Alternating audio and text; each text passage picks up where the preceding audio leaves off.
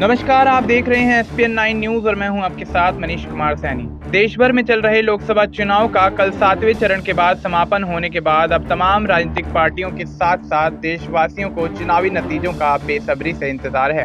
दरअसल exit poll के मुताबिक पीएम मोदी तीसरी बार बहुमत के साथ वापसी कर रहे हैं। वहीं कांग्रेस की भी सीटें बढ़ रही हैं। इसके बावजूद इंडिया गठबंधन सत्ता की लड़ाई में ढेर होता दिख रहा है। एग्जिट पोल के मुताबिक पश्चिम बंगाल में ममता बनर्जी और ओडिशा में नवीन पटनायक बीजेपी से सीधी लड़ाई में बड़ी मात खा रहे हैं, जबकि बीजेपी उत्तर प्रदेश, राजस्थान, गुजरात जैसे अपने गढ़ के साथ साथ कर्नाटक में भी करिश्मा करती दिख रही है। एनडीए का जलवा आंध्र प्रदेश और सिक्किम के साथ साथ उत्तर पूर्व के राज्यों में जमकर दिख रहा है।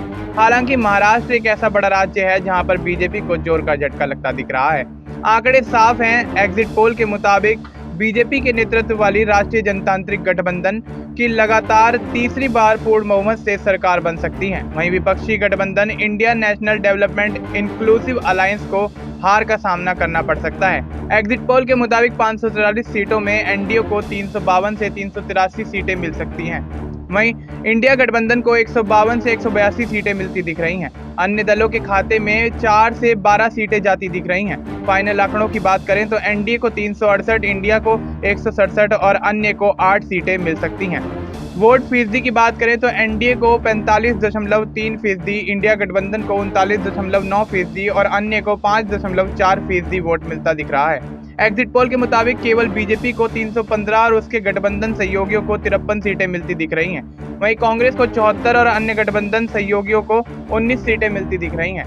वो दल जो इंडिया गठबंधन में पूर्णतः शामिल नहीं हैं, उन्हें 74 सीटें मिलती दिख रही हैं। दिलचस्प है कि एनडीए और इंडिया गठबंधन के वोट शेयर में 5.4% का अंतर है।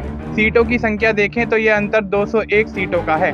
कुछ राज्यों में बीजेपी को थोड़ा नुकसान जरूर हो रहा है, लेकिन उसे दिल्ली की सत्ता की सीढ़ी तक पहुंचने में कोई नहीं रोक पा रहा है। सबसे अधिक सीटों वाले राज्य उत्तर प्रदेश में बीजेपी गठबंधन को 62 से 66 सीटें मिलती दिख रही हैं।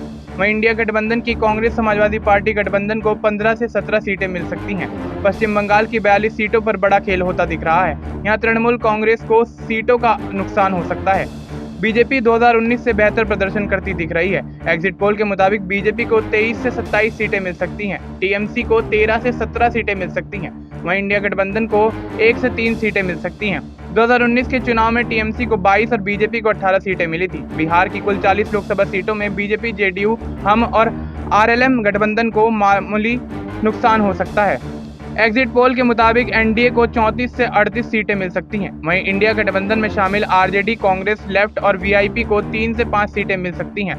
2019 के चुनाव में बीजेपी, जेडीयू गठबंधन को 39 सीटें मिली थी। एक सीट पर कांग्रेस ने जीत दर्ज की थी। एग्जिट पोल में दिल्ली में आप कांग्रेस गठबंधन को फायदा मिलता दिख रहा है। यहाँ की 7 सीटों में बीजेपी को 2 से 6 और इंडिया गठबंधन को 1 से 3 सीटें मिलती दिख रही हैं।